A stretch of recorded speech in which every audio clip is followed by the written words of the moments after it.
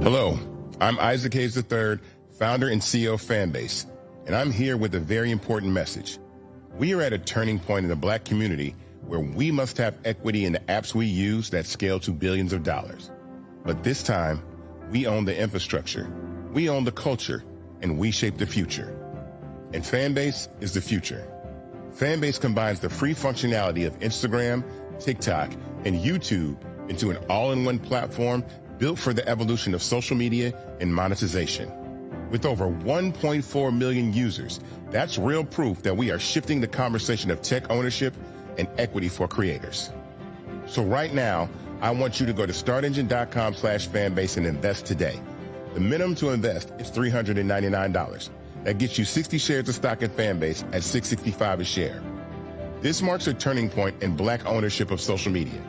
If we don't take this opportunity to own social media right now, we will always be customers to our own creations. And that can't go on. So once again, go to startengine.com/fanbase and invest today. We must own the platforms where our voices live, our stories matter, and where our culture drives the world. Thank you. Black Star Network is here. Oh, no punches! I'm real revolutionary right now. Thank you for being the voice of Black America. All momentum we have now, we have to keep this going. The video looks phenomenal. See, there's a difference between Black Star Network and Black-owned media and something like CNN. You can't be Black-owned media and be scared. It's time to be smart. Bring your eyeballs home. You dig?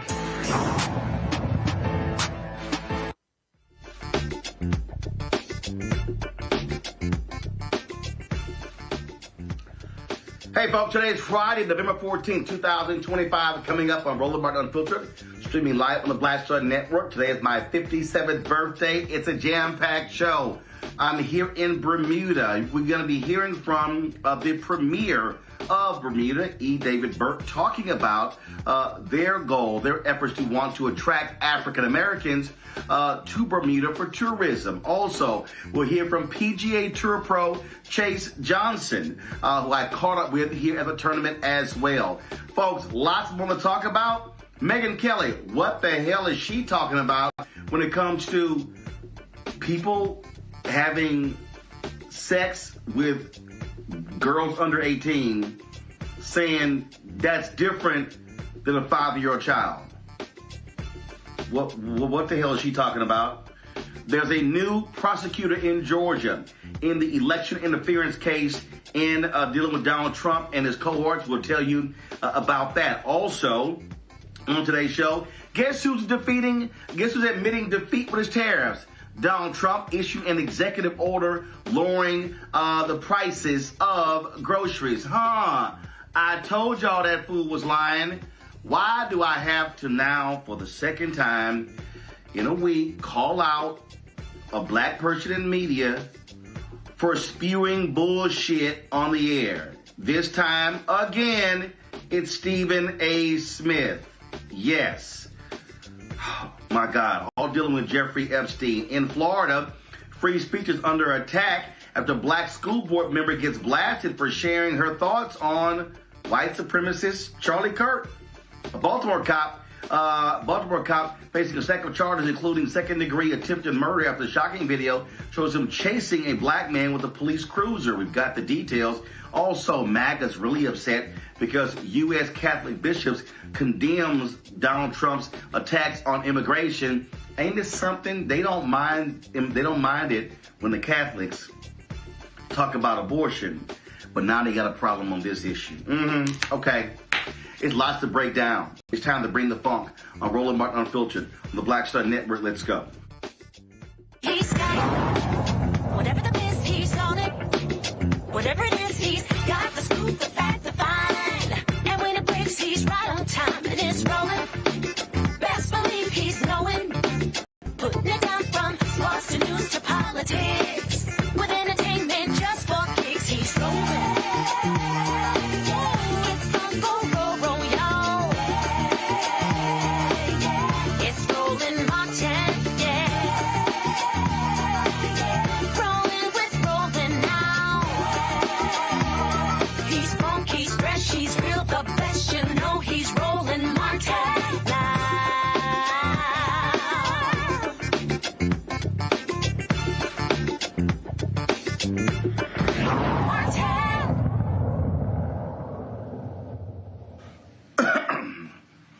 After Fulton County State's Attorney, District Attorney Fannie Willis was removed from the case in Georgia, the election interference case, Republicans dragged their feet over naming a prosecutor. The deadline was approaching. Well, guess what? There's now someone who's going to be doing this. That's right. The leader of the Prosecuting Attorneys Council of Georgia, Peter Skandalakis, is going to be taking over the case. His organization was unable to find another prosecutor, and he chose to lead the prosecution due to his familiarity with some of the immense deep case of files. And remember, Fannie Willis filed against Donald Trump, indicted Donald Trump and 18 others in August of 2023 using Georgia's anti-racketeering laws, saying they were involved in a scheme to overturn the results in the state. Now, we also know what happened with the whole deal with the boyfriend. Trump countered it with the court. It was all kind of drama all the way up to the Georgia Supreme Court. But it's now, that whole mess is now dealt with. Now they have a prosecutor. Now this case is going to move forward. And now, hopefully, we can see some justice prevail against this thug, this twice-impeached, criminally convicted con man in chief, Donald Trump. My panel, Matt Manning, civil rights attorney out of Corpus Christi, Waikuni Siant, CEO and co-founder of Politicking, DC, Michael Imhotep, host, African History Network show. And I'm sure Matt is just enjoying me rocking this 12th man jersey of the number 3 ranked team in the country. And it's not his little school in Austin. All right, let's get to it. Thank goodness this is going to move forward. Michael, a lot of folk were scared. Actually, I'm sorry, Matt, my bad. Sorry, Matt. A lot of folks were scared that these folks in Georgia were going to allow the deadline to expire and let Trump get off. Now we have a prosecutor, and now he can be held into account. Just your thoughts on this decision. Well, I think this decision really is about as ugly as that jersey you have on, Roland, because I think it's much ado about nothing. Reading the article, I was really dismayed because the reason he appointed himself is because he couldn't get anybody else to take the case. I suspect what's going to happen is that he's going to find a way to tank this case and say that he looked at it and he's, relying on the immunity decision or some other reason, and is going to say that this is an unsupportable case. I don't want to be a pessimist, but I don't really think there's anything looming positively down the road in terms of this case being prosecuted, because he's basically got backed into having to prosecute this case. And I think that is not going to bear well for the prosecution of the case, particularly because it was already one that was kind of a sprawling, difficult case in terms of the application and the nuance. This is not the normal application of a RICO case. So I think what's going to happen is they're going to find a way to dump the case, and they're going to say that Fani Willis, messed it up from the beginning, and they're going to try to scapegoat her, and nothing's going to happen to Donald Trump. Now, what we do have is that Fulton County Superior Court Judge Scott McAfee has dropped 3 charges out of the dozens in the case. Today, I'm reading this story here from CBS Atlanta. On Friday, McAfee ordered that counts 14, 15, and 27, conspiracy and criminal attempt to file false documents and filing false documents, respectively, should be dismissed. Trump had been charged with 2 of the counts, 15 and 27. McAfee had signaled in September 2024 that he wanted to remove the charges, arguing that they lie beyond the state's jurisdiction. He was not able to officially drop the charges until the case was remanded to him, which did not happen until Fulton County DA Fani Willis' disqualification was finalized in the Georgia courts. The judge had previously quashed 6 counts in the indictment, including 3 against Mr. Trump in March 2024. Even with the counts removed, 32 remain, including an overarching racketeering charge brought against the remaining 15 defendants. Winconi?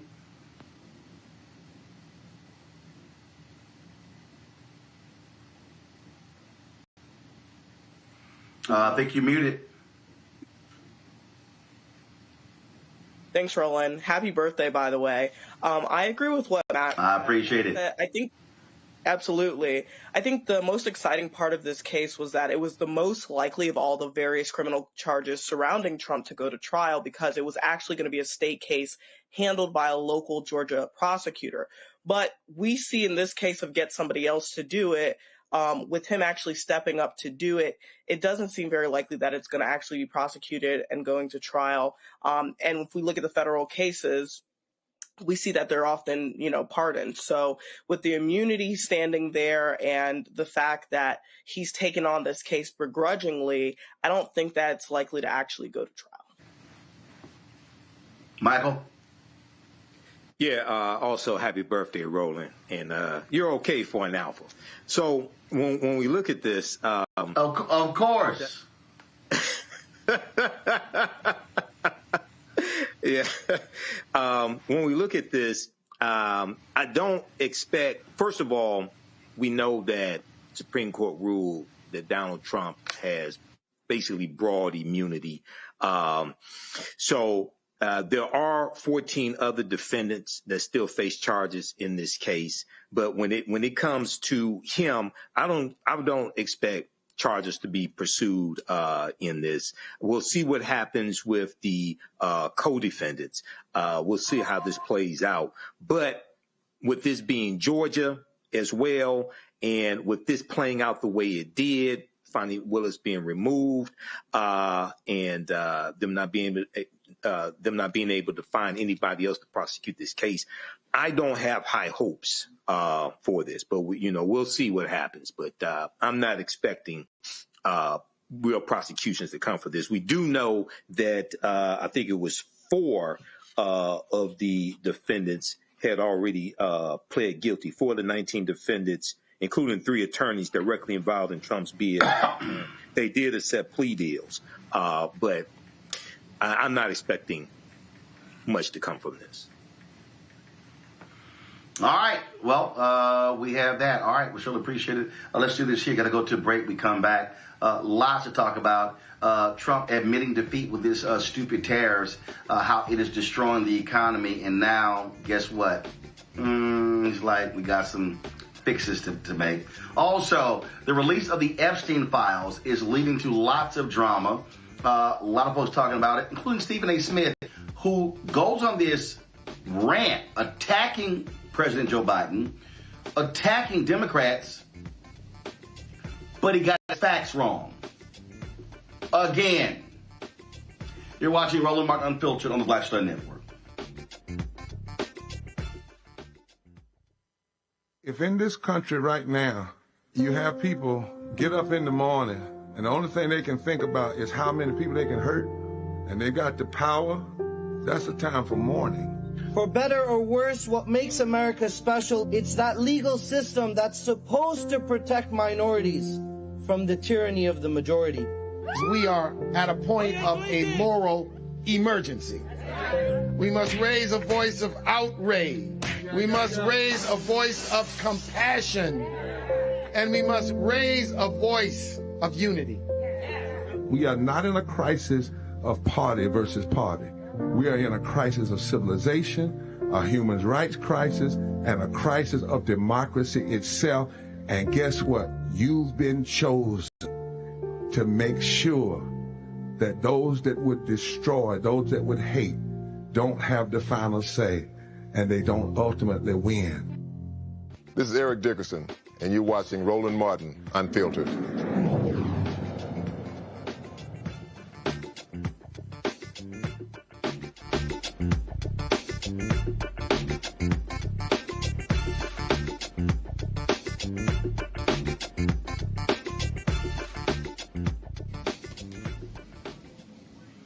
Last 48 hours, a lot of stuff being talked about in Washington, D.C. as a result of these emails from Jeffrey Epstein being released.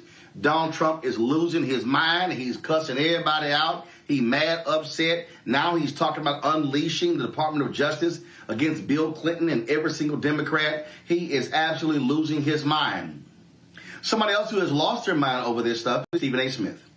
On his Sirius XM radio show, he went on this loud rant. If you didn't see it or you didn't hear it, check this out. I have no problem with the Epstein files being exposed. I think anybody who's done what Jeffrey Epstein did should be thrown under the damn jail. They should spend the rest of their natural-born life in prison if he was alive to do it.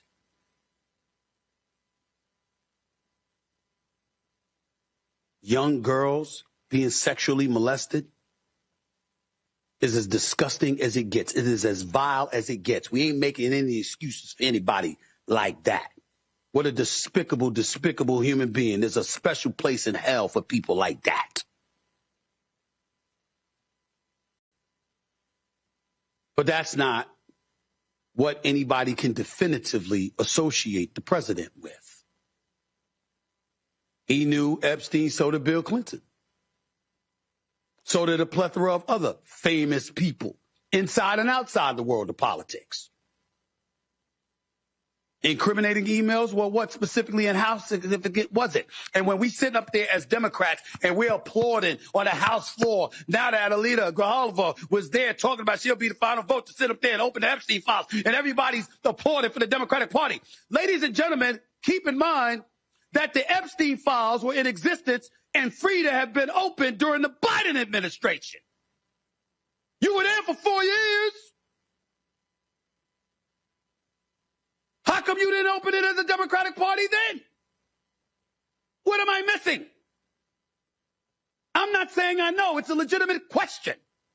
Maybe I don't remember the answer. Maybe my extraordinary producers should be able to help me during the commercial break. But from my understanding, the same files that were open or being open now with the 220 pages of documents or whatever it is, with various emails, that could have been done when Biden was in office. Well, why didn't you do it? If it's so important now. What were the Democrats doing at that particular moment in time? See, this is the kind of stuff that smells.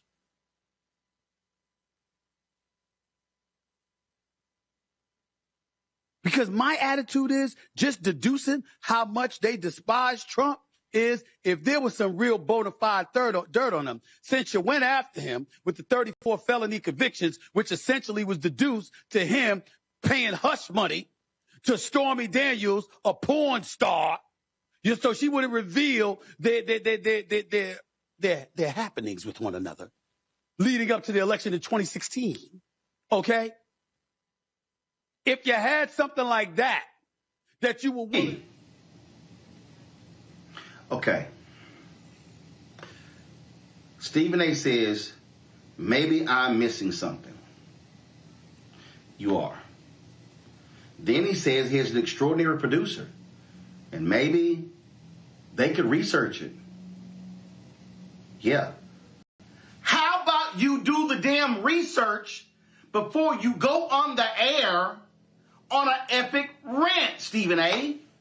Like, I don't understand why black people or other folks with shows don't know how to do research before they open their mouths. What you just heard is misinformation and disinformation. Do you know who corrected Stephen A? Somebody named Julie K. Brown. Julie K. Brown is a reporter for the Miami Herald. It has been the Miami Herald that has done amazing reporting on the Epstein case.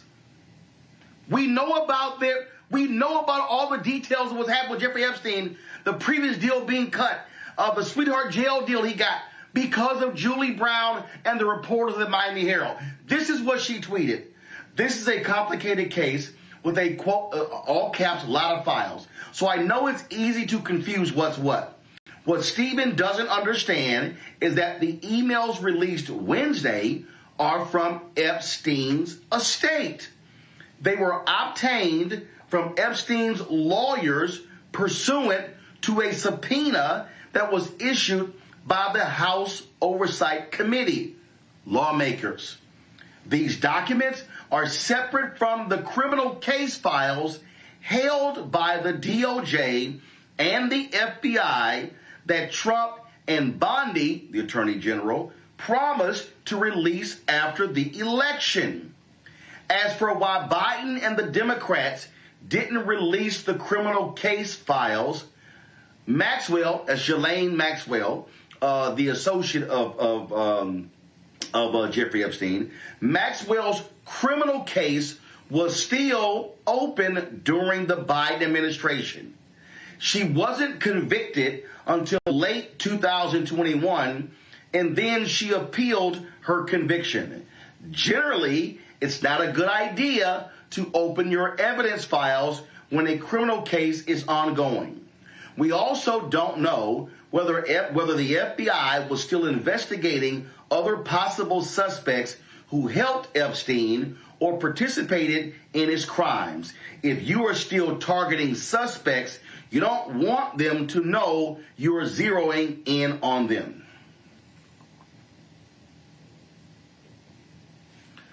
This is what I keep trying to tell these people who are in media. When you have a mega microphone, you need to be judicious with how you use it. You need to be careful with what you say and how you say it, and you need to have your facts right. So when people are then listening to you, they're taking cues from you. And so all of a sudden, folks are going, oh my God, what the hell were Biden and the Democrats doing?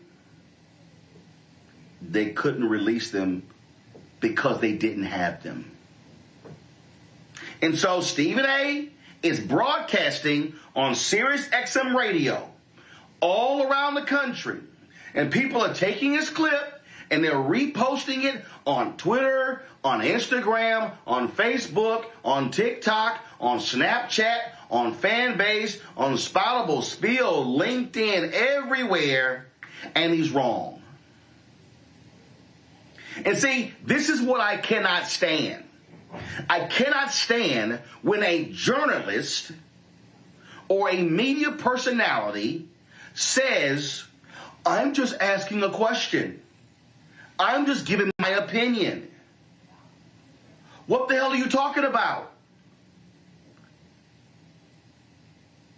I get asking questions. So here's how it worked. Stephen A., you and your producing team, you book experts like a Julie Brown. And in fact, it would be smart for y'all to book her on Monday or Tuesday or Wednesday or Thursday or Friday. What you do is you ask the experts the question. You say, Julie, you're a reporter with the Miami Herald. You've been covering this story for years. Can you explain to me why these files were released now and not when Biden was president? That's how you ask a question. But Stephen A. didn't ask a question. Stephen A. asked a question and then gave his answer to the question, and but before doing so, admitting he didn't actually know the answer. Do y'all know how dangerous that is? That's the equivalent. That's the equivalent of going off on a player for not suiting up. And then you find out later, oh, he was injured.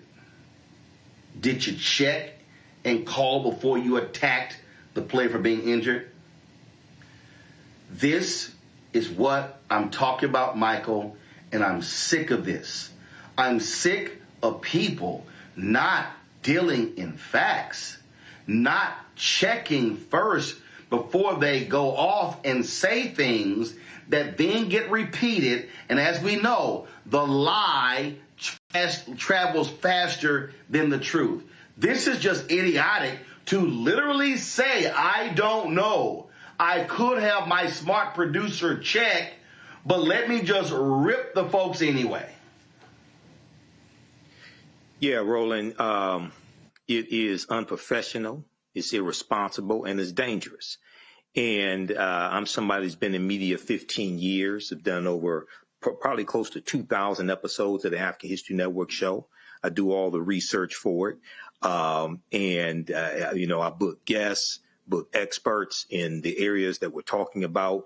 And I said before on this show, if Shut Up and Dribble were a person, it would be Stephen A. Smith. I think the A stands for asinine. He has absolutely no clue what he's talking about. And he just gets up here and just spews his nonsense. But if he just Googled, have the Democrats requested the Epstein files, you see the piece from PolitiFact from Debbie Wasserman Schultz, U.S. House of Representatives page, and it goes through and breaks down this timeline, and it talks about how Democratic lawmakers began to seek records about Epstein after the Miami Herald's late 2018 investigation into the case. And it goes through and breaks this down. It talks about different people, whether it's U.S. Representative Elijah Cummings, Senator Tim Kaine. It talks about Democratic efforts and also calling for an investigation into the plea deal that Alex Acosta did for Jeffrey Epstein. Okay. And lastly, it's important to also note that she was prosecuted by the Biden administration, Ghislaine Maxwell, 2021, Biden administration prosecution, and sentenced in June 2022. That's on the Justice Department's website right now. Now, that's just me doing a Google search. I don't have nobody working for me. So Stephen A. Smith is full of shit.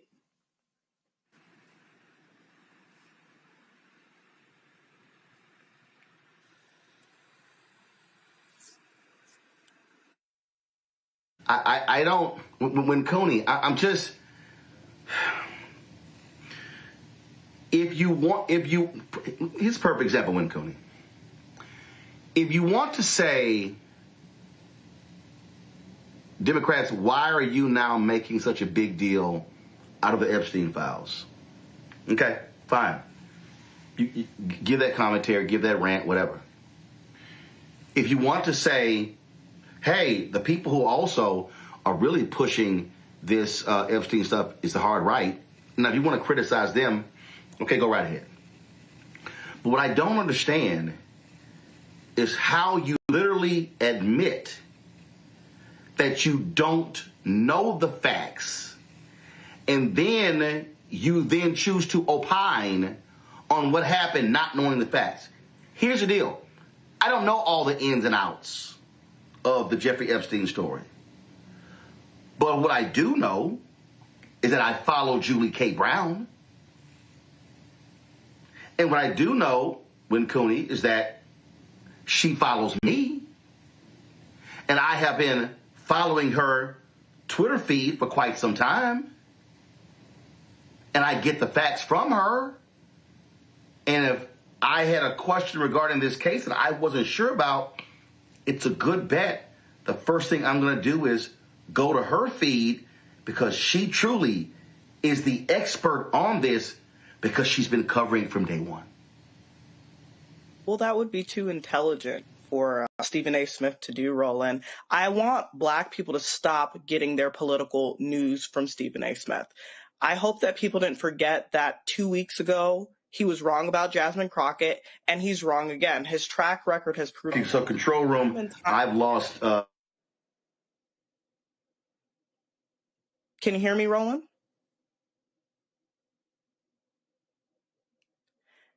His track record has proven time and time again that he's made it the issue of the public to go fact check and see what he's saying is true or not true. And in this case, it's clearly not true. We already went through all the logistics on why his statements were erroneous. And then 2 weeks ago, when he spoke about his public critique of Jasmine Crockett, he was lambasted by Black media and the Black community for getting it wrong. Yet he's still not learned his lesson on how to fact check. He's still not learned his lesson on how to do basic research to ensure that what he's saying is right.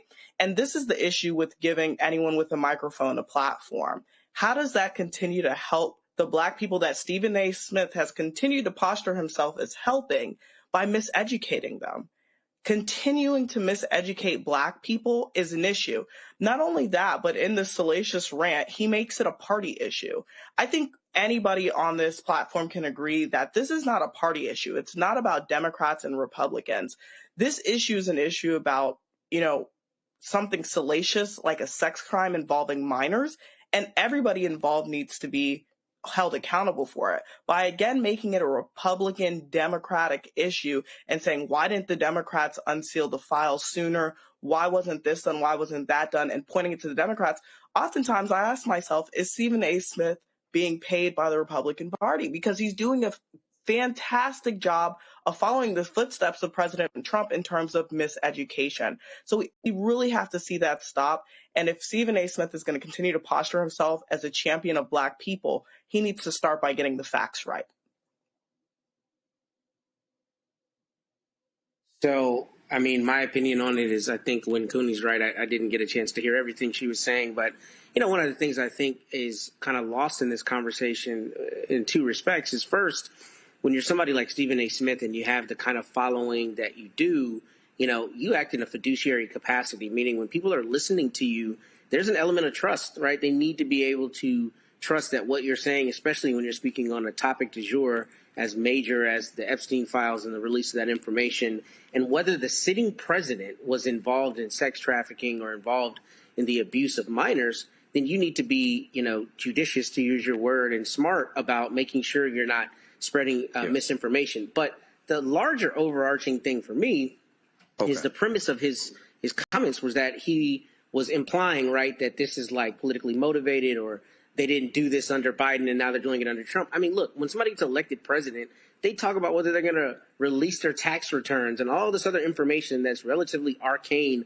about that person's life. You mean to tell me it's a surprise or it's somehow immediately nefarious that the world and the country would want to know if he was involved in the sexual abuse of minors? Of course, you absolutely need to know that. And we live in a per se bizarro world where the president can even have this kind of relationship with a person like Epstein and not immediately be excoriated and run out of the White House. That alone is, I think, a proof positive sign of where our society is these days. But for Stephen A. Smith to imply that people should just, immediately read into that somehow there's something nefarious going on is stupid, because Trump's been trying to hide this information. We know the Republicans have been trying to hide it. And part of it is because if you're that close to somebody, then there's a good chance you saw and or participated in things, and the American people absolutely need to know that about their sitting president. So none of that surprises me, and I think he's got a fiduciary duty to be better about the information or misinformation that he's putting out. Thanks for that analysis, Matt. You're watching Roland Martin Unfiltered on the Black Star Network. We'll be back in a few minutes. Hatred on the streets, a horrific scene, a white nationalist rally that descended into deadly violence. White people are losing their damn minds.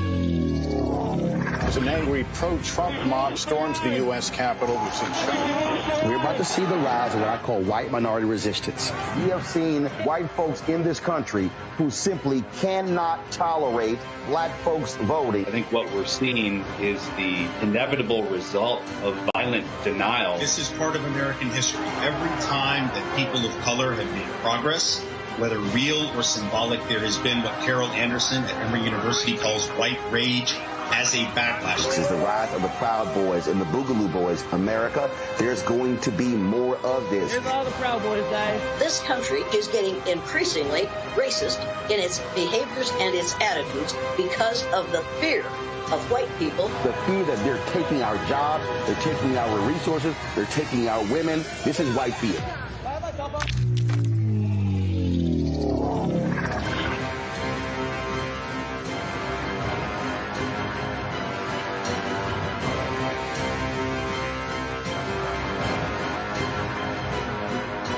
Said the quiet part out loud.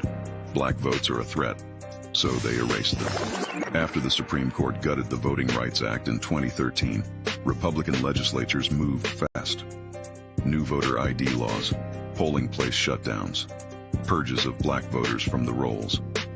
Trump's Justice Department didn't stop it, they joined in. In 2018, his DOJ backed Ohio's voter purge system, a scheme that disproportionately erased black voters. Their goal, erase black votes and political power. Yeah, that happened. These are the kinds of stories that we cover every day on Roland Martin Unfiltered. Subscribe on YouTube and download the Black Star Network app. Support fact-based independent journalism that centers African Americans and the issues that matter to our community.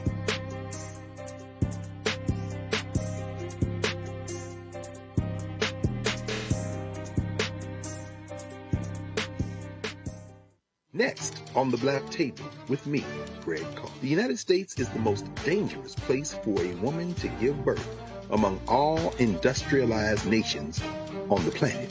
Think about that for a second. That's not all. Black women are 3 times more likely to die in this country during childbirth than white women. These healthcare systems are inherently racist. There are a lot of white supremacist ideas and mythologies around black women, black women's bodies, even black people that we experience painless, right? Activist, organizer, and fearless freedom fighter Monifa Akinwole Bandele from Moms Rising joins us and tells us this shocking phenomenon, like so much else, is rooted in unadulterated racism. And that's just one of her fights. Monifa Bandele on the next Black Table here on the Black Star Network. If in this country right now, you have people get up in the morning and the only thing they can think about is how many people they can hurt, and they got the power, that's a time for mourning. For better or worse, what makes America special, it's that legal system that's supposed to protect minorities from the tyranny of the majority. We are at a point of a moral emergency. We must raise a voice of outrage. We must raise a voice of compassion. And we must raise a voice of unity. We are not in a crisis of party versus party. We are in a crisis of civilization, a human rights crisis, and a crisis of democracy itself. And guess what? You've been chosen to make sure that those that would destroy, those that would hate, don't have the final say, and they don't ultimately win. Hey, I'm Malcolm Lee, and you're watching Roland Martin Unfiltered.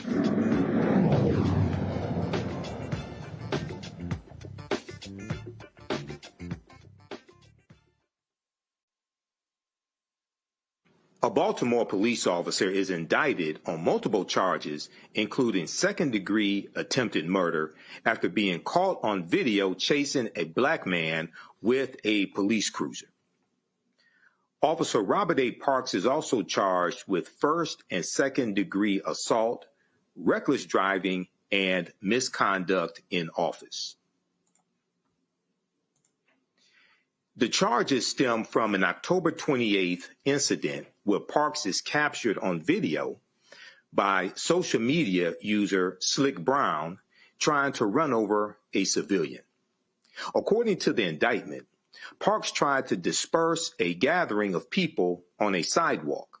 He attempted to get a man to go towards him, but the unidentified man refused.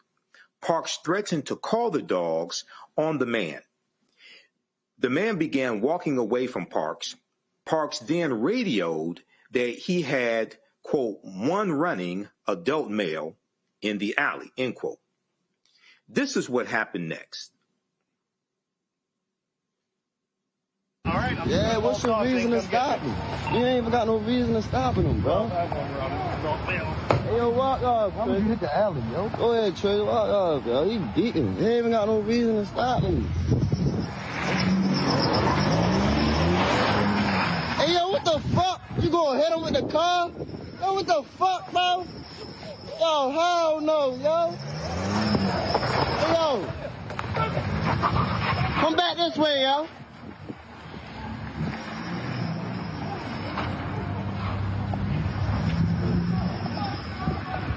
Yo, beating, bro.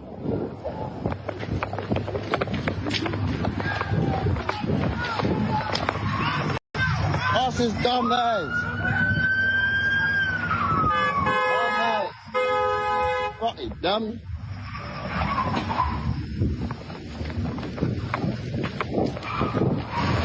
Dumb ass, you dumb as shit.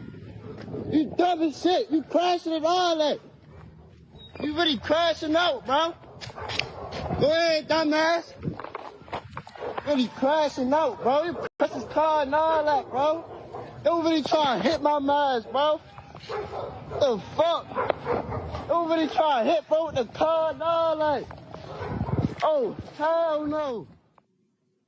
Here is Baltimore City State's Attorney Ivan Bates explaining the decision to indict Parks. The charges brought forward in this indictment reflect the seriousness and dangerous nature of the actions we all witnessed in the viral video of Officer Parks driving his vehicle directly at a civilian while on duty. These are the exact charges we would bring forward for anyone operating a vehicle in that manner, whether you're police or whether you're civilian. When a police officer threatens the safety of those who are sworn to protect, it erodes the crucial trust between the community and law enforcement that is critical to the historic reductions in violent crime in our city and essential to keeping Baltimore safe. Parks has been with the Baltimore Police Department since 2020 and turned himself into the authorities on Wednesday morning. If convicted, Parks faces a maximum sentence of 65 years in prison. You're watching Roland Martin Unfiltered on the Black Star Network. We'll be back in a few minutes. This week on The Other Side of Change. Book bans, anti-intellectualism, and Trump's continued war on wisdom. This is a coordinated backlash to progress. At the end of the day, conservatives realized that they couldn't win a debate on facts. They started using our language against us, right? Remember when we were all woke and the woke movement and all that kind of stuff? Now everything is anti-woke, right? When we were talking about including diversity, equity, inclusion, higher education, now it's anti-DEI. All this are efforts to suppress the truth because truth empowers people. You're watching The Other Side of Change only on the Black Star Network. Hey, I'm Mark Morial, President and CEO of the National Urban League, and I'm watching Roland Martin Unfiltered.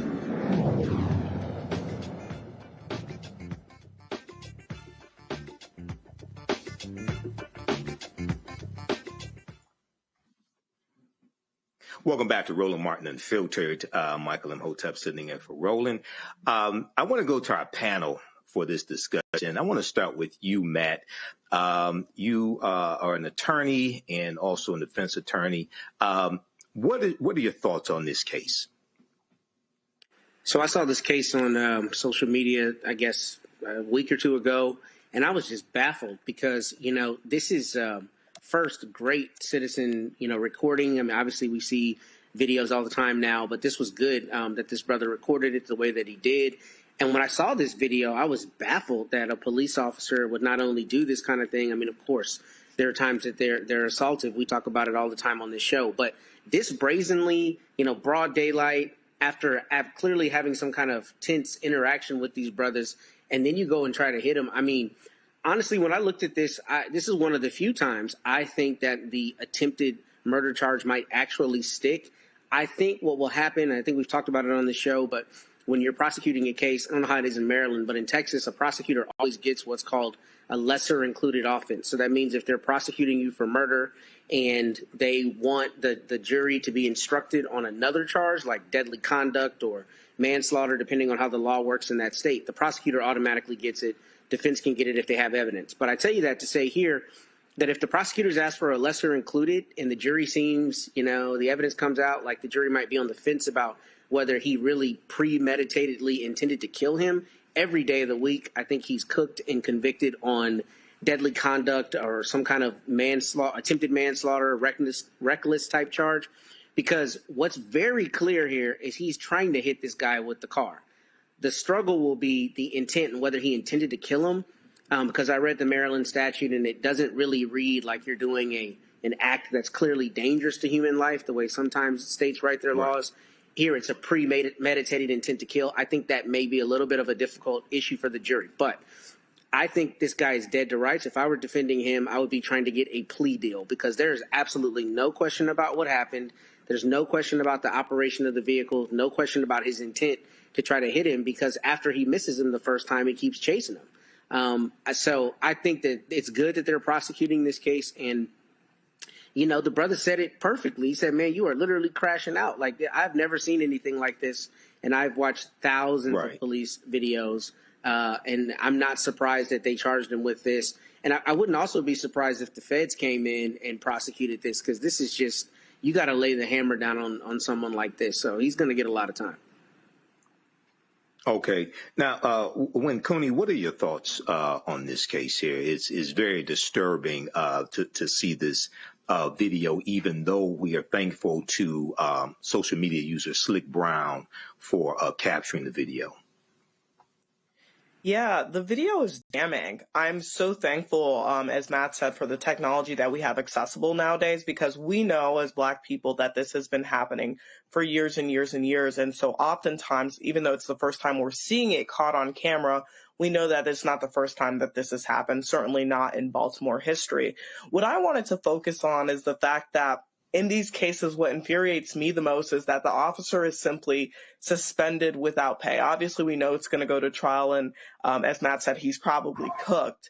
But another important thing to note is that they won't be able to call him as a witness at all right now. So any cases that involve him or require his testimony for conviction will be dismissed.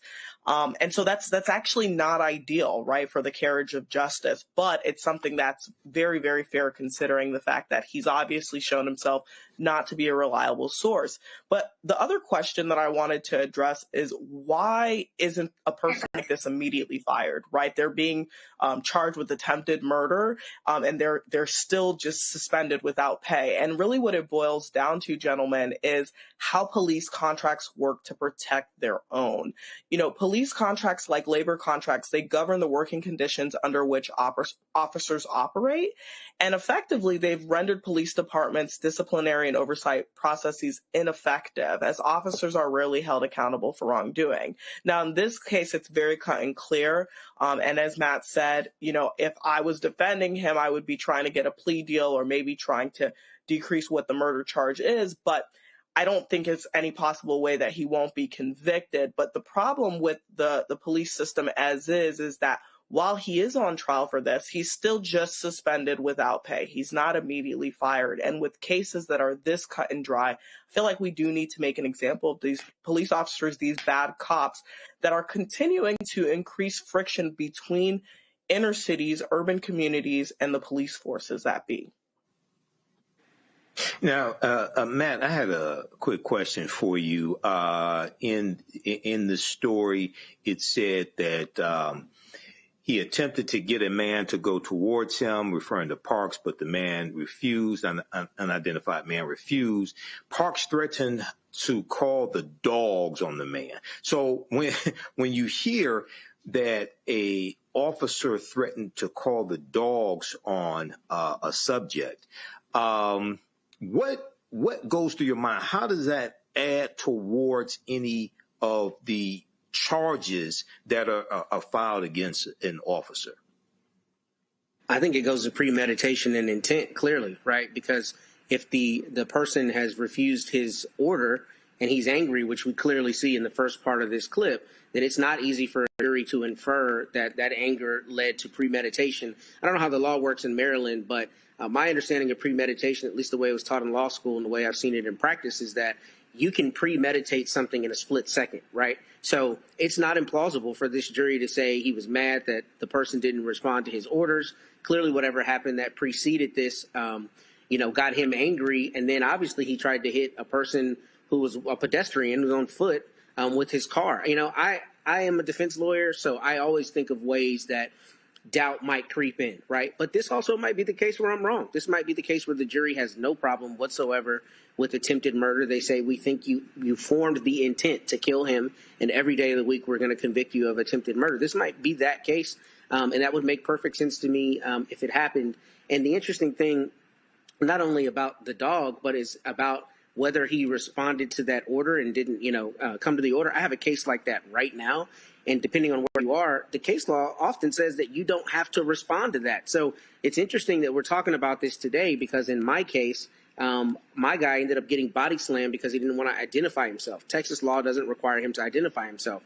And I think that's important in this context. I don't know how it works in Maryland, but if that brother didn't have to identify himself and that cop got mad and all of this transpired because of that, that's another sign of the kind of abuse you see with police officers, because when they tell you to do something and you don't do it, even if you're within your rights, they get mad and sometimes they try to kill you. And this is exactly why, to go to Win Cooney's point, we absolutely need to bury this guy under the jail, because when you have this kind of power, you can't be wilding out the way this was, trying to literally hit and kill people with your car. So he's going to get a lot of time in my estimation. Right. Now, Win Cooney, I had a last question for you. So I know because of the Black Lives Matter movement and because of the social justice movement, we've seen an emphasis on better understanding police contracts. We've heard about police officers' Bill of Rights, things of this nature, right? Now, there was also a period of time going back to about 2022, 2023, when you had a nationwide shortage of police officers as well. Okay, and various police departments were asking for more and more officers. Do you think that we need more officers who want to be the type of officers that the social justice movement said they wanted to see? Those that only use lethal force when you've exhausted all other methods, those that see people as needing to be protected as opposed to being policed, things like that. What are your thoughts on that? Yeah, I think that's a fantastic point, Michael. We do need more police officers that are good cops, so to speak. But I think this really goes pragmatically back to the defund the police movement. This is why a lot of people believe that we need to defund the police, right? When you see examples of over excessive usage of force, like you saw in the video. And to piggyback off of what Matt's point is, I wanted to take a different perspective. When I hear someone say they're going to call the dogs, I think of 1963, Birmingham, Alabama, right? I think of civil rights sit-ins when dogs were called in to rip Black people apart. I think of 2014 Ferguson, when dogs again were used to forcibly disperse civil rights protesters.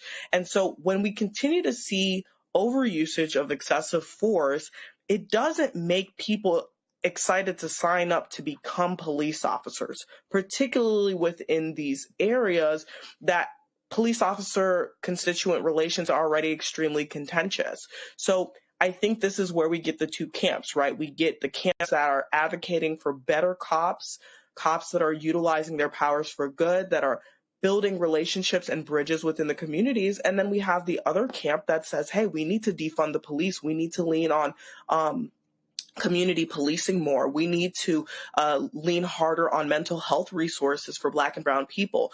The fact of the matter is this gentleman only had a misdemeanor warrant. I don't want to say only. Yes, he had an outstanding warrant, but it was for a misdemeanor.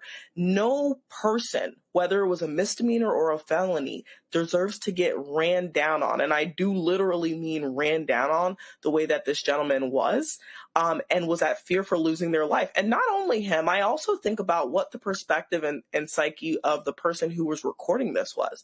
This is an extremely traumatic situation, and I would have been fearing for the retaliation of the cop as well once he noticed that I was recording, right? So this not only affects the person that was being, apprehended, but also the community at large. And this is how Baltimore PD is treating our community, right? This is what they're going to take away from.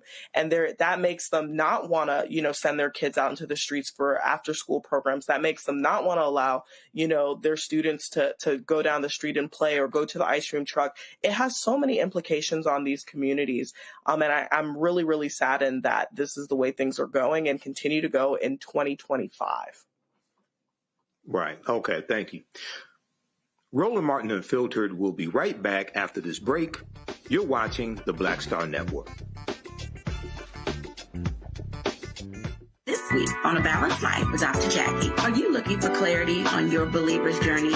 Are you finding it difficult to really find your lane and stay in your place? Do you think that you have what it takes to build a sense of community even in these difficult times, knowing that God has got your back? Well, this week on A Balanced Life with Dr. Jackie, we're talking about just those things. I have the courage to walk through this tough season because they're going to come. You need the friends that have a belief system like yours. A believer's journey this week on A Balanced Life with Dr. Jackie on Black Star Network.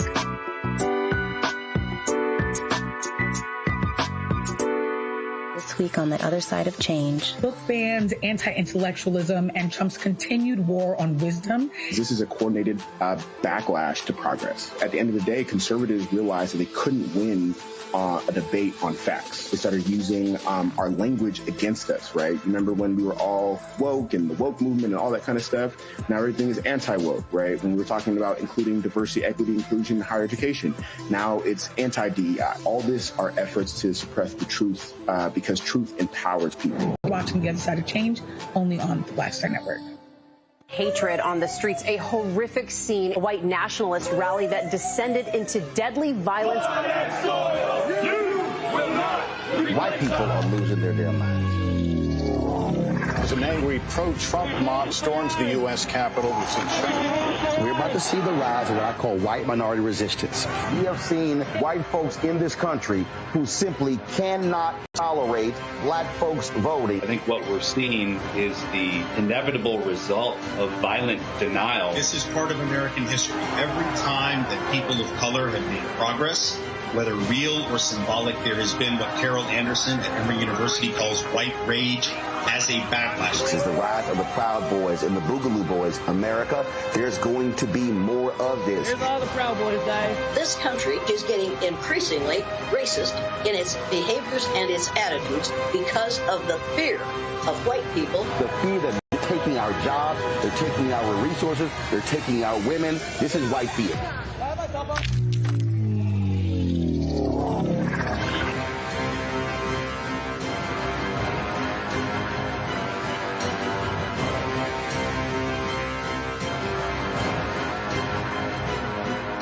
Said the quiet part out loud. Black votes are a threat, so they erased them. After the Supreme Court gutted the Voting Rights Act in 2013, Republican legislatures moved fast. New voter ID laws, polling place shutdowns, purges of black voters from the rolls. Trump's Justice Department didn't stop it, they joined in. In 2018, his DOJ backed Ohio's voter purge system, a scheme that disproportionately erased black voters. Their goal, erase black votes and political power. Yeah, that happened. These are the kinds of stories that we cover every day on Roland Martin Unfiltered. Subscribe on YouTube and download the Black Star Network app. Support fact-based independent journalism that centers African Americans and the issues that matter to our community.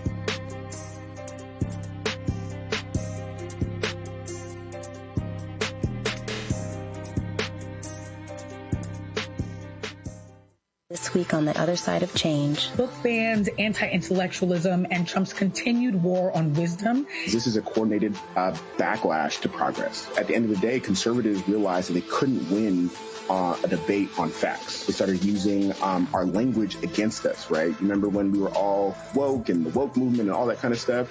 Now everything is anti-woke, right? When we were talking about including diversity, equity, inclusion, higher education, now it's anti-DEI. All this are efforts to suppress the truth because truth empowers people. You're watching The Other Side of Change, only on the Black Star Network. Hey, I'm Mark Morial, President and CEO of the National Urban League, and I'm watching Roland Martin Unfiltered.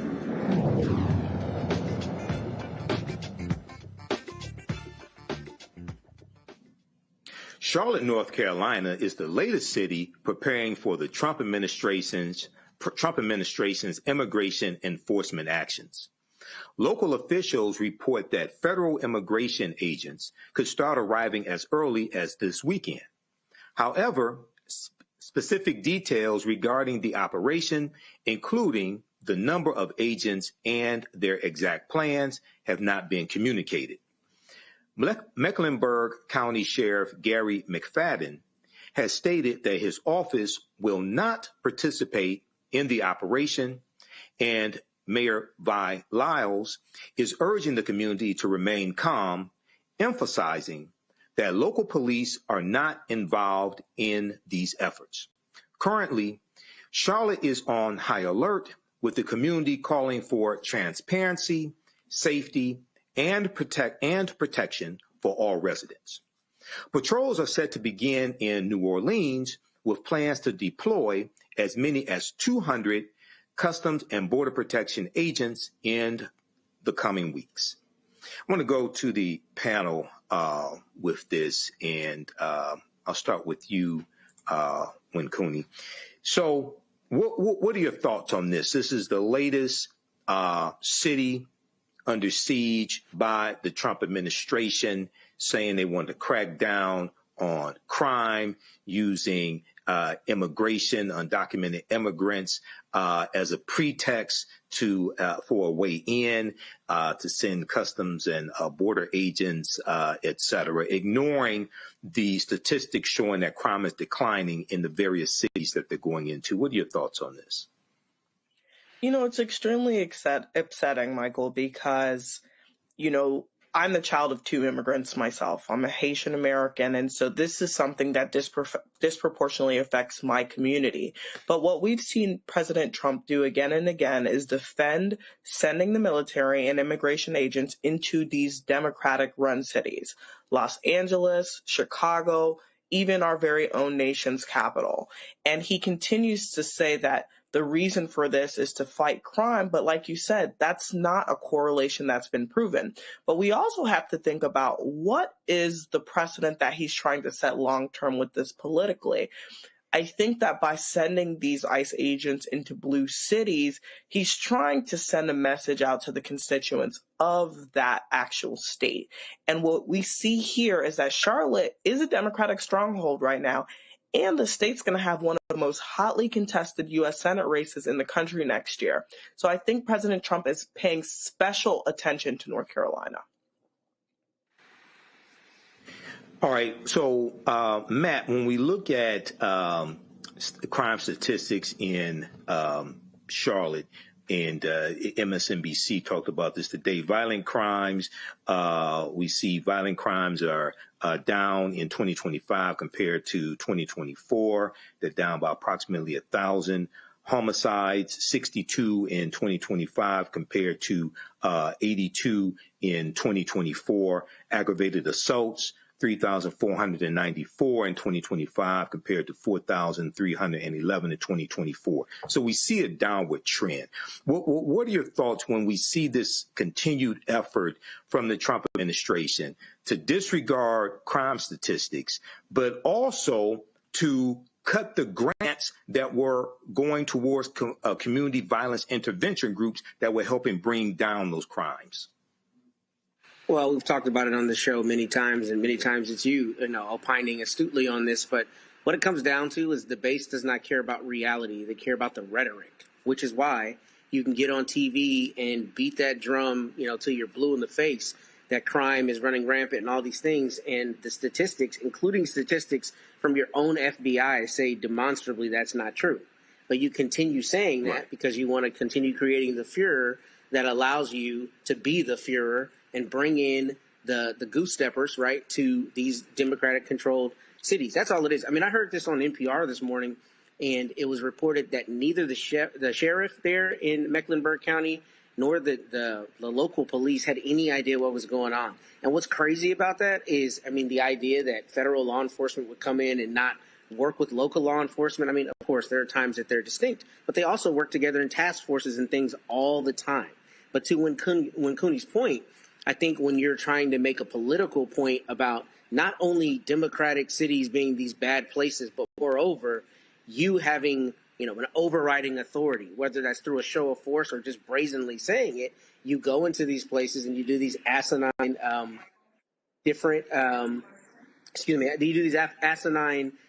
procedures, right, just to show a show of force. So this to me is stupid, and it's dumb that local law enforcement didn't know anything about it. And I think part of it is them licking their wounds because the judges ruled against them in Chicago and other places. But it's pointless, and it's purely to make a political point, I think, particularly where the actual evidence shows that it's not necessary. Okay, thank you, Matt. A free speech battle is brewing in Florida between the state's Board of Education and the Alachua County School Board, all because of a Facebook post.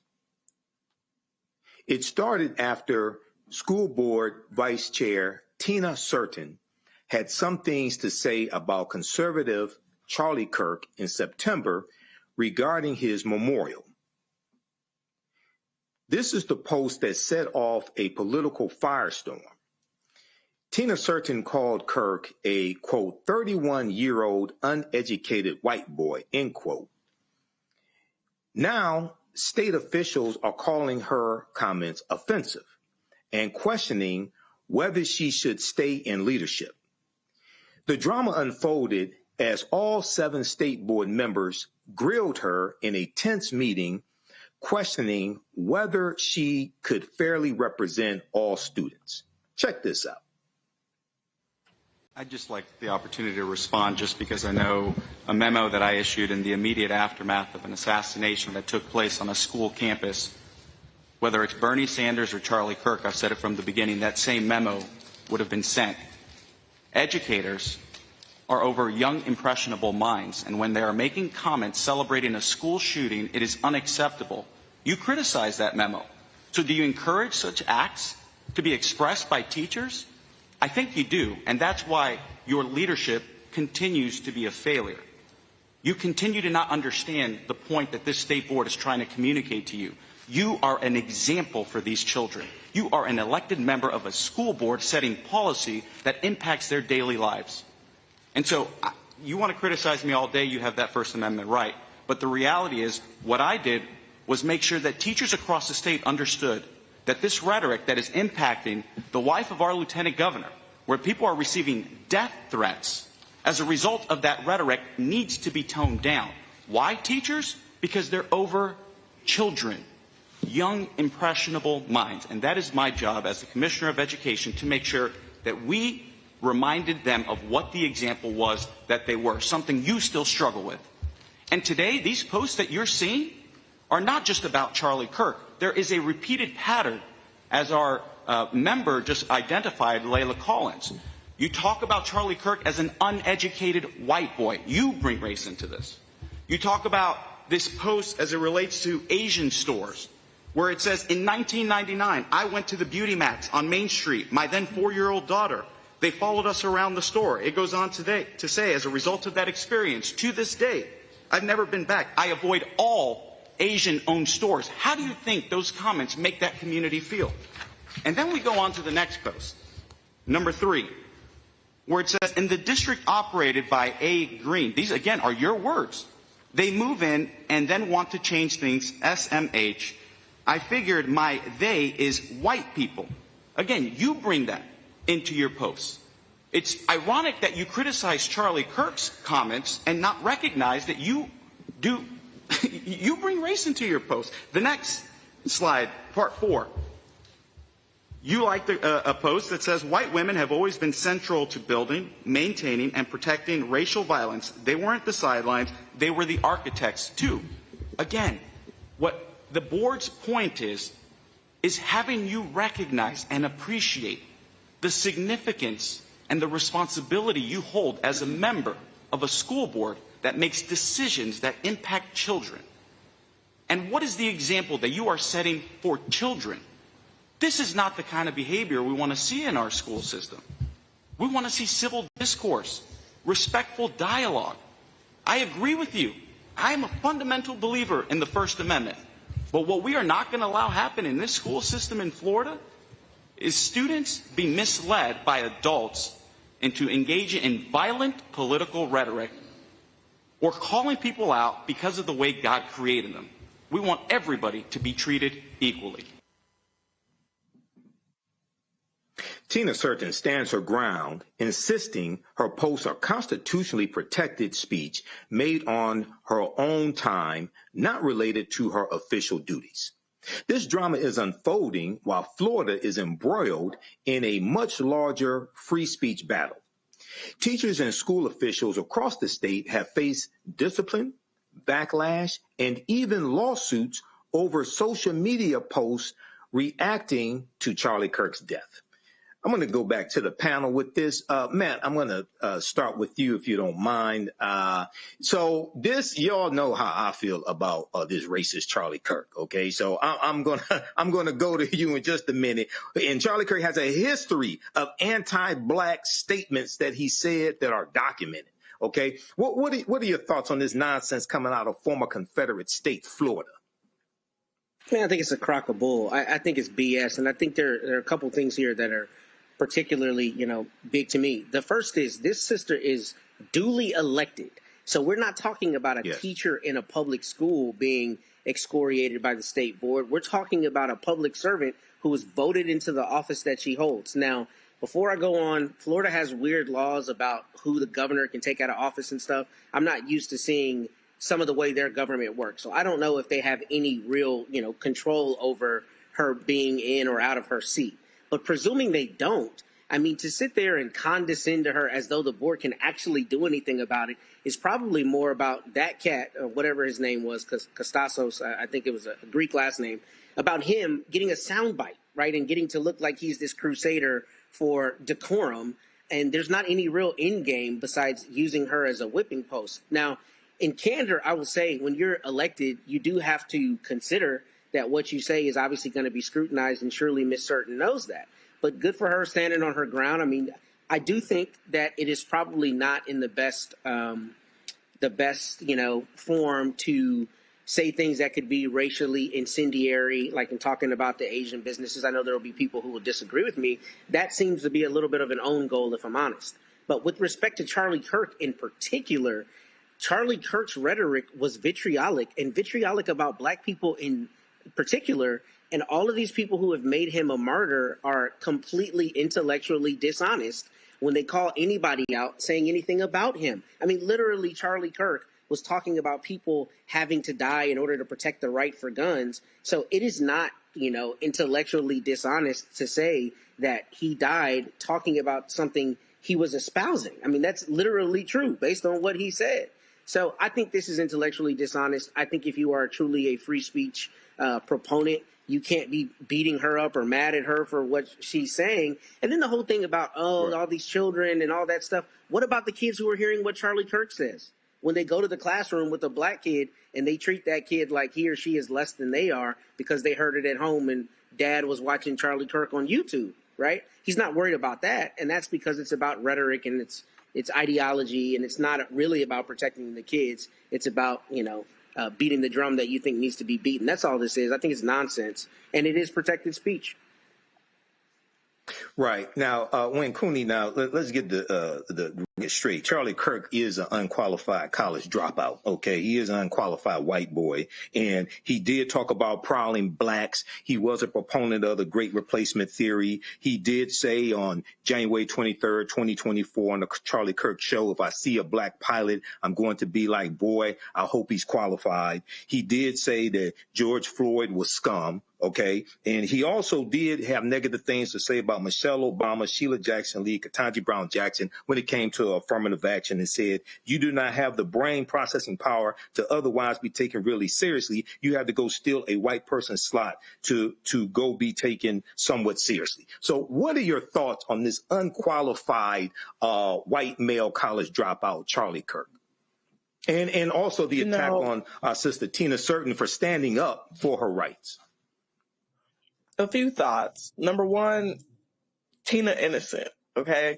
There was not one lie that Tina said in that particular Facebook quote. I agree with Matt. Some of the comments about Asian American, etc., were incendiary. But in terms of what she said about him, she was absolutely spot on. Charlie Kirk was a bigot. He was open about that. He was uneducated. He did drop out of school. And he was also able to raise millions and millions and millions of dollars in building Turning Point USA, which is one of the biggest parts of the Republican Party now, and how they actually are able to touch students on college campuses. It's a breeding ground for bigotism in this country and white supremacy, and it's absolutely something that has to be stopped. Now, as a black person, I don't celebrate the death of anyone, right? But I don't believe that that's what she was doing in that post. What she was speaking is speaking facts. And as you guys were talking about Florida, it's not a formally Confederate state. It's still very Confederate as far as I'm concerned. I was raised in South Florida. I'm a voter in Florida. And it is still an extremely racist state. And so it is really, really important that we are questioning these types of racial rhetoric, especially when they're being, pillaged in the schools by someone like Charlie Kirk. Now, I think, like Matt said, Ms. Certain may want to think a little bit more about the personal views that she's putting online as someone who is elected in office, right? But I think if we're talking about the First Amendment and we're talking about what someone's putting on Facebook, the United States and Florida particularly needs to come to a concerted agreement on what is permissible and not permissible from an elected official. We can't have someone that's sitting president in the highest office of the United States saying grab them by the pussy and then being upset when other people are stating their views. If we're talking about leading by example, we got to be really, really, really crisp on what that means and what that looks like for the next generation. Right. Thank you. You're watching Roland Martin Unfiltered on the Black Star Network.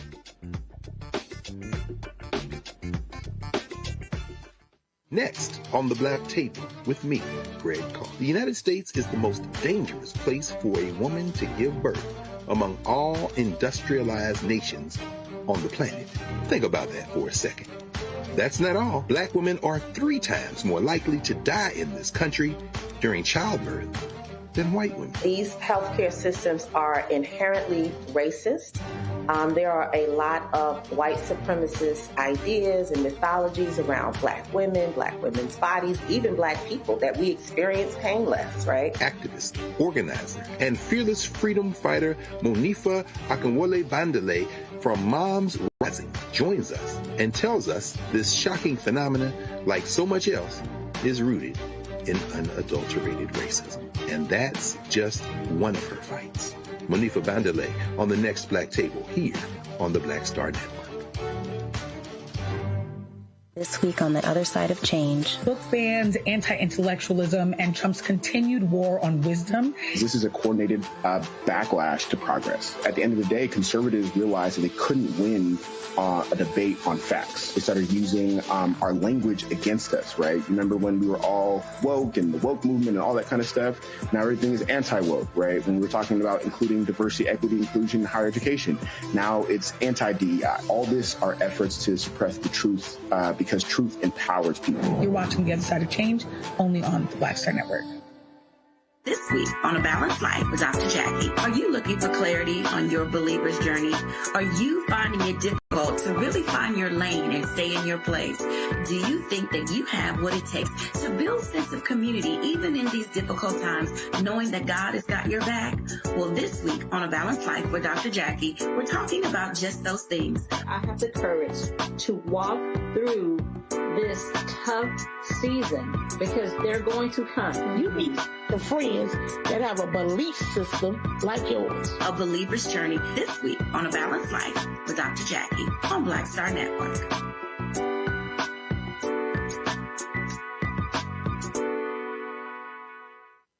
If in this country right now, you have people get up in the morning and the only thing they can think about is how many people they can hurt, and they got the power, that's the time for mourning.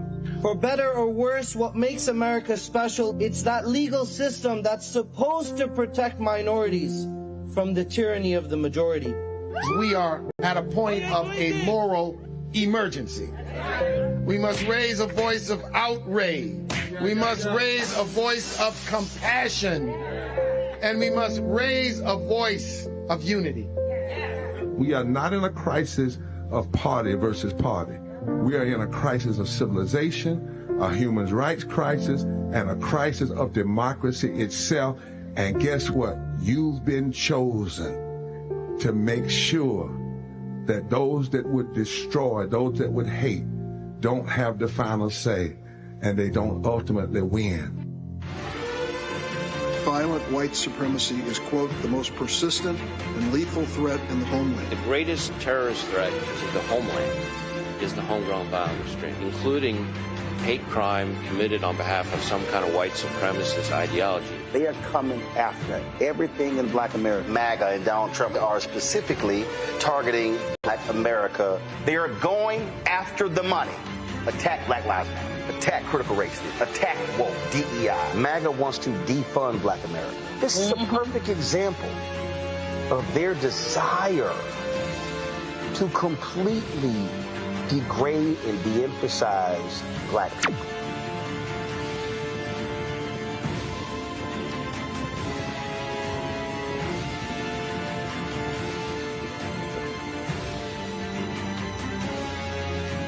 I am Swing Cash, Basketball Hall of Famer, and you're watching Roland Martin Unfiltered.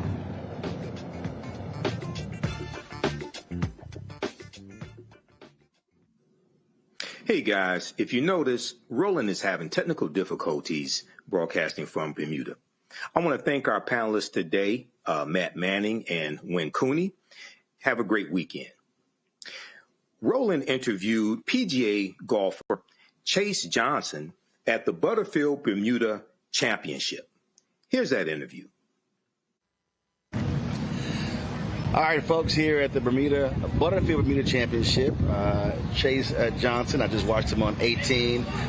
You finished strong. I did. I had a good finish, birdie finish.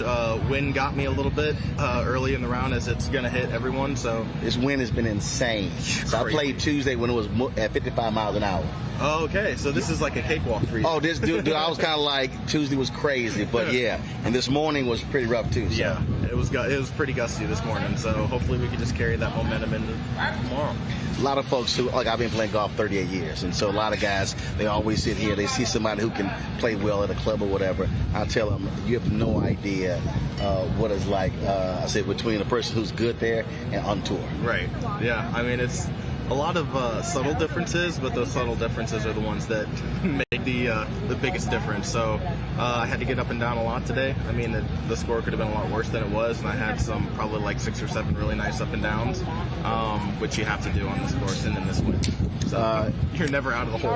There are a lot of we were chatting earlier, talking about all the different places you play. You talk about APGA, and it's a lot more opportunities being created for African American golfers, and then a lot of people who are also offering support for cats who want to go to the next level. Yeah, absolutely. I mean, the APGA is the prime example for that, and all the other junior programs that are associated with the APGA. Like Underrated is with Steph Curry's tour. He's been doing a lot of good work.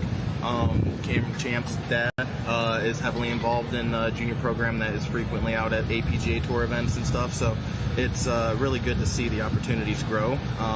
And then it's just up to fellas like me and anyone else who gets the chances to play in events like this to represent as well as we can. So again, those last two holes are good representation, so we just got to do more of them. Absolutely. All right, then. Well, it's good to meet you. I appreciate it. And if folks want to follow you on Instagram, where they go? Chase Johnson 96. Okay. Nice and easy. All right, then. Well, I'll send a couple of folks your way. Awesome. I appreciate it. All right. Thanks so much. Thank you. All right. See you around. Take care. All right. Be well. Roland also interviewed the Honorable E. David Burt, the Premier of Bermuda. Here's that interview. We're here at the Butterfield Bermuda Championship, and so he's actually the reason I'm here. So here's the deal. So my wife comes to me 3 weeks ago and said that she and her Link sisters, they were going to Nashville, Uncle Nearest Farm, or some other tours. She's like, well, we're going at the same time as your birthday, and you probably, I'm like, go. I said, I have no interest on going any of those tours. So then I was sitting here, and I've gotten 3 different golf trips in different tournaments. I was like, PR, Mexico, Costa Rica. And I went, wait a minute. Premier Bermuda told me that tournament is the same time as my birthday. So that's when I sent a text to your former chief of staff. Yes. I had your phone number wrong. And then so she hit me back. And so the Tourism Authority hit me up. And so we're here. I've been doing my show from here as well. It's been absolutely fantastic. And my understanding, y'all signed a 3-year deal for this to continue.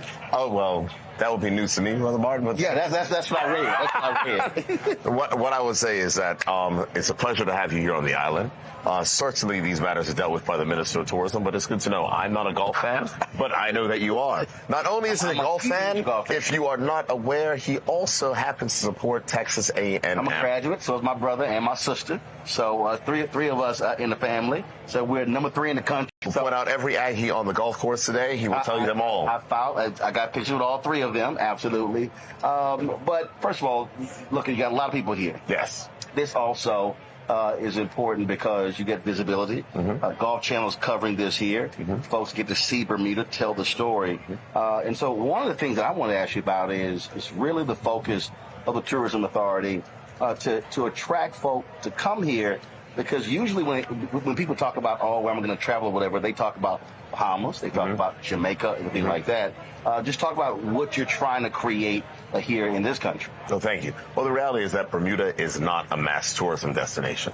So places like Bahamas, places like Jamaica and others, Dominican Republic, are mass tourism destinations. Lots of people, big resorts, all that. That is not what Bermuda is. Bermuda is different. We have smaller resorts, but the entire island is our resort. We're not a place where you have to go, you have to stay inside a resort, all the rest. You get to explore, you get to be a part of our wonderful culture and immerse yourself. And when it talks about, targeting specifically the black traveler, we are trying to make more of a focus on that as well. So whether or not those are direct air routes out of the United States or whether or not those are the cultural experiences that can be experienced on an island, such as also my favorite, which is our annual emancipation celebration, which is called Cup Match, which actually started because black folks said they were not going to work to commemorate their slavery day.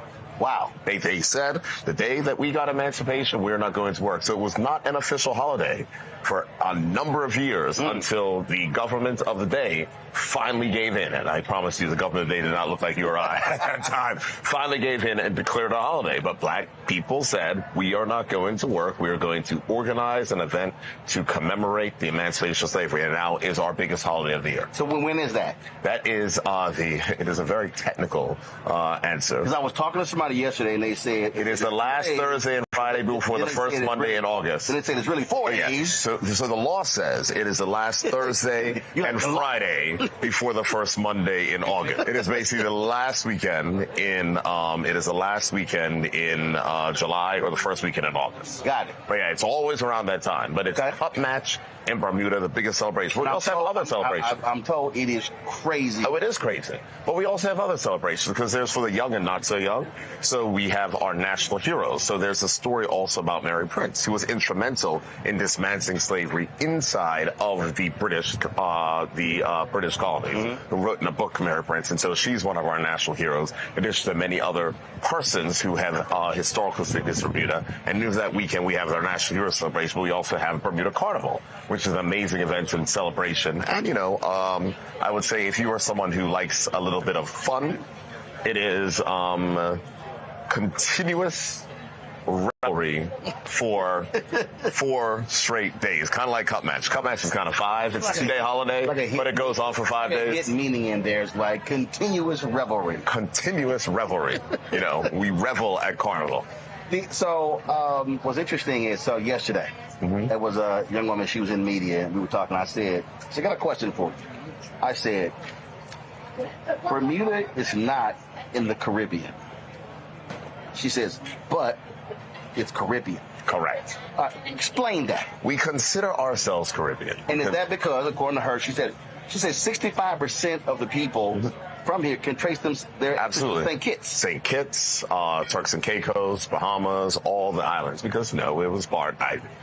I don't like to be a black person talking about slavery, but we have to recognize the knowledge of our history. And the fact of how we got over here is they took some boats from Africa. And so we became... Some got dropped off here. Correct. Some got dropped off in America. And then after slavery was abolished in the British colonies, there was still transfer of people and movements amongst the British colonies. So if there was labor, so for instance, in Turks and Caicos, the salt mines, and Bermuda's other things, and all dependent. So people would then come. If economy was more developed, Bermuda was always more fortunate to have a more developed economy, only because of its strategic position between the U.S. and Europe. So that is the reason why Bermuda and Hawaii were the 2 original tourism destinations. Because after World War II, we had airports, power, seaports, all the rest, and those then had to be converted into peacetime uses. And that is the reason why Hawaii became a major tourism destination, as did Bermuda be even a bigger tourism destination. So... because you're not, how far are we from New York City? You're not far from it depends. East Coast. Here's the reality. It will oftentimes take you longer to drive to JFK from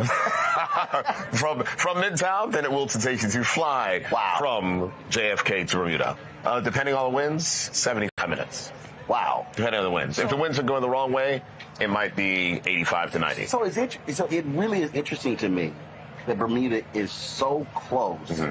But to your point, I don't hear a lot of folks talking about, hey, I'm going to vacation in Bermuda. Now here's the funny thing. You don't hear a lot of folks talking about it, but for instance, last year, throughout the entire high season, our hotels were full and people couldn't get rooms. So the reality is we're marketing to the persons. We are just not a mass tourism destination. But if you're looking for a unique destination, a place that is different, a place where you're not trapped inside of a resort, a place where you can explore, mix with the locals, have fun, have the beautiful scenery, go out, this is the place for you. Also, the connection between Bermuda and African Americans. So many folks traveling to the United States, being educated there as well, and forming those relationships. Absolutely. Yeah, a lot went to HBCUs as well. Many. But here's the other thing as well. Right now, what is also interesting for Bermuda is that we now have a growing and burgeoning African population as well. We celebrate African Day as well. Lots of persons from East Africa, West Africa as well. And Bermuda, from a business perspective, also hosts, because we are known for our work in insurance, we also host insurance products that protect African crops from natural disasters. So there's a number of things in which we're doing with the diaspora. Gotcha. Because while you were talking about being business, I spoke here, 2 speeches I gave here. And one was in 2009, it was like 11 or 12, and both were at business conferences. Yep. And we're talking about, again, the relationship with entities in the United States and here as well. What else would you would really want folks to know about this country that they may have no idea about? Well, the first thing is that Bermuda is unique. There's no question about it. Unique. when people look at Bermuda, we are a temperate climate, so it is, we have seasons. We don't have snow, we don't have anything. It's a bit cooler in the winter. They have wind. Yes. Wind. We have wind. Tuesday was 55 miles per hour playing golf. And Prime Minister hit me, he said, hold on a second, it was 55 miles an hour in New York, too. The same cold front that hit y'all came down and hit us. I wasn't playing golf there. Okay, I got you, see. Some people were. Plus, it was 41 there. And it was not 41 here. It was in the 70s here. It was 40s there. Everybody hit me. He said, you're insane. I said, I would rather be outside playing golf in 55-mile-an-hour wind than sitting inside looking out a window. Okay. So but the next day it was a perfect day. It was just a little bit of wind. It came from y'all, the United States. Oh, so you blaming it? Oh, it is 100%. 100% came from y'all. But so we are close. We are not. So it is a quick flight. You might want to think about a weekend. You might want to think about something that you're just saying, you know what? I want to surprise my wife. I want to surprise my man. I want to do this. I want to do that. It is a simple trip, especially if you are in Boston, New York, Philly, D.C., and Miami, and Atlanta, Miami. Y'all looking to work with airlines to add more direct? Our largest hotel is reopening next year, so there'll be even more flights that are coming back online next year and the year after, because those things are driven by hotel capacity. So we just opened as a Regis Hotel. The Lauren Hotel has opened. The Cambridge Beaches has been renovated, and now our Fairmont Southampton will reopen as well next year. So when is the what you call high season? The high season is during the summer.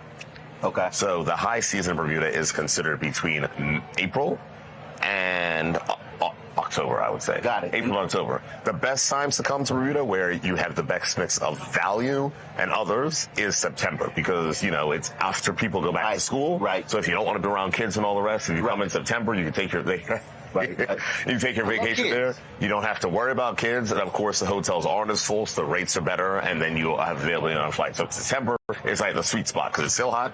It's still good. You can still have fun. You can still do the golf. You can still go out on the water. There's still events that are happening. Next year, I would ask people to, check it, go to Bermuda.com, because the Minister of Tourism has a mandate from me to have a full schedule of events from April up until October. And whatever it is that you want, whatever it is that is your type of thing, it will be happening during our summer season next year. April till October. Yes. And the best time to come in September. It's September, and the anniversary of Roland Martin Unfiltered and Black Star Network is September 4th. Got you. Okay. That's an idea. But that should not discount Cup Match, Carnival, or our annual holiday Bermuda Day. And we also have this thing. You might be into sailing. I'm not so much into sailing. No, I'm not. I'm not so much into I'm going to get in trouble when people see this. But there is a sailing tournament here. Water's for the fish. The land's for... But hold on a second. I'm a land-based... Hold on a second. People go to F1 matches and never watch the cars or the things go around. Oh, but I drive fast. No, I was staying on land and watch them sail. But yeah, no. I'm not telling you to go in the water. I'm saying it's like this. Yeah. And so it's like an event. So we're doing that next year. It's come back next year. That's the beginning. That's the kickoff of the season, beginning of May. So as I said, go to Bermuda.com. I'll have the whole list. While they're selling, I'm playing golf. I mean, you can. That's my priority. There's a golf tournament around that time too. My wife knows that's only priority. Last one. So the sister came on my page, and she had the audacity to say that Deltas run this island. And I said, darling, I said, listen, my wife one of y'all, but no, I said, this is Alpha land.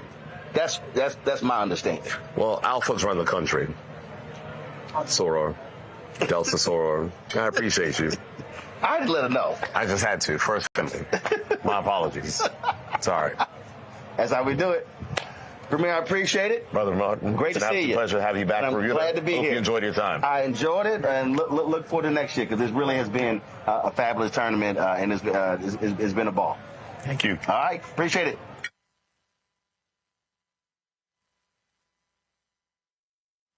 And have a good night.